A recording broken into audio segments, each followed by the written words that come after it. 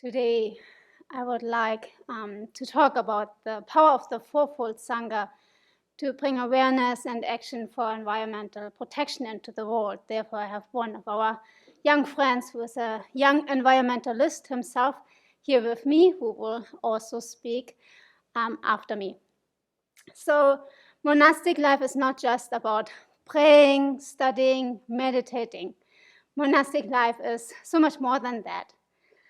Often people have the perception that monastics are living behind a cloister, behind walls, and do not have a lot of contact with society. This is a misperception. I was ignorant about that aspect of monasticism myself, and when I moved to the Abbey 10 years ago, I basically thought that the monastics here are just studying, meditating, praying, and doing some service within the community. So when I moved here, I gave up my big, huge work computer and just kept my small, tiny computer for taking notes during teachings and reflections. But soon after my arrival, I realized that service for the wider community is much more part of our daily life here.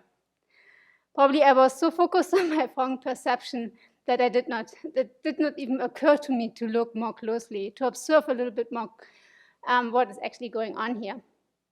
And at the Tibetan Center in Hamburg, Germany, where I studied, practiced, and worked before, and observed the monastics there, I saw the monastics interacting with the laity and serving the center, but I still thought they're mostly meditating on their own and studying on their own.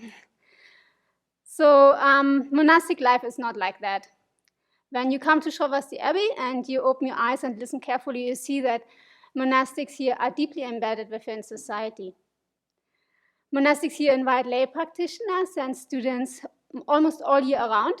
We publish a huge amount of books and transcripts and audios and videos. We are very engaged with the local community. We offer study programs. We serve inmates in whole of America. And we help homeless teens. We are engaged in environmental action. In fact, I like to point out that the whole purpose of monastic life is to support a flourishing of the Buddha Dharma together with the Fourfold Sangha, and in this way to be of greatest benefit to sentient beings.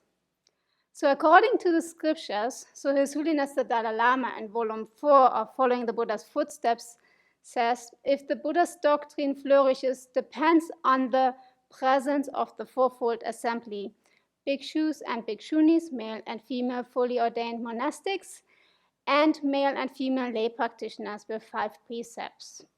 Since lay followers are numerous, the flourishing of Buddhism in a country is determined by whether the practice of the winner is present here, specifically if there's a fully functioning monastic community.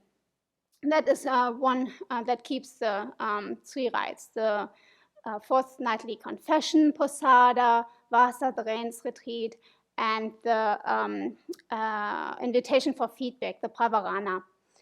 So monastics are excellent role models who live a simple lifestyle, wear the same clothes every day, eat only what is offered, living in conditions what lay people offer to us. And we are renouncing consumerism and materialism, what supports actually our Dharma practice. And it also inspires lay practitioners who are so much more exposed to the modern lifestyle. All in all, this brings tremendous benefit also to our environment and to society at whole.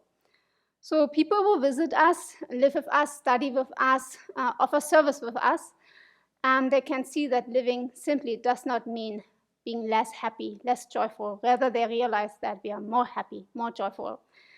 They may realize that actually a simple lifestyle brings them tremendous benefit for their personal practice, and they see that it benefits the environment as well. So we buy much less, we start to protect the environment, we treat the nature and animals and insects in kind ways. We start to realize our interdependence with all life and with the environment. And we then start to direct our resources and our energy into doing what is meaningful and helping each other. And this is important for today's world. If we want to protect at least some of the planet's health, we need to change our attitudes, our behaviors, our lifestyles greatly. And Van Mushutran has mentioned many times that the Sangha should take the lead in showing how to live in harmony with the world around us. So our precepts are much more defined than those of lay practitioners. We dedicate our life and live ethically day in, day out. And our lay friends indeed expect us to live ethically. So they take example of our behavior, they take hope and optimism from it, and benefiting through our practice and receiving the teachings and guidance in the Buddha Dharma. So we coexist as a fourfold assembly that strives to eliminate the ignorance, that strives to change our inner world as well as the outer world, to raise awareness and take action and preserve the external environment. So at this point, I would like to invite our young friend Cameron Gillard. He is from very early on, when he was a child, totally determined to help the environment. He was interested in agriculture from very early on and in the environment. And from 8th grade on, he started to establish a recycling program in his college, in his school in Mysore. And now he is a student at the Westminster College in Mysore, and he intends to pursue a master's degree in public policy with environment and foreign policy concentration after graduation. Cameron also helped in 2018-19 to create a legislation to make an endangered species, the hellbender, a large salamander that depends on clean, clear water and streams, the official endangered species in Missouri. And this bill has been signed into law in 2019. So I have 2 questions for our friend about the importance of the Fourfold Sangha assembly, for our personal practice and to preserve our environment we are practicing in. So even in your very short stay here, and you study and practice from afar since some years now, what did you learn from Sravasti Abbey about environment and monasticism? So I think the monastics here and the monastic lifestyle, I think the way you are so dependent on the environment, and I mean, everything here is eco-friendly. I've never seen recycling sorted so well. And I mean, you grow foods. I mean, you even, this was one that just dropped off. I put it in my pocket. You know, it's not ripe yet, but it was cute. So, but I mean, you grow your own food and stuff, which is very good for the environment. Vegetarian dishes, I was nervous I wouldn't like anything I'd eat here. But it's all very good, simple food, and that's very good for the environment. And I think just the way the monastics here think, it all goes back to it's out of compassion and love for sentient beings. It's not just tree hugging, I guess, but that's okay too. And how do you think monastics and lay practitioners can support each other to bring more awareness and raise action to preserve the external environment?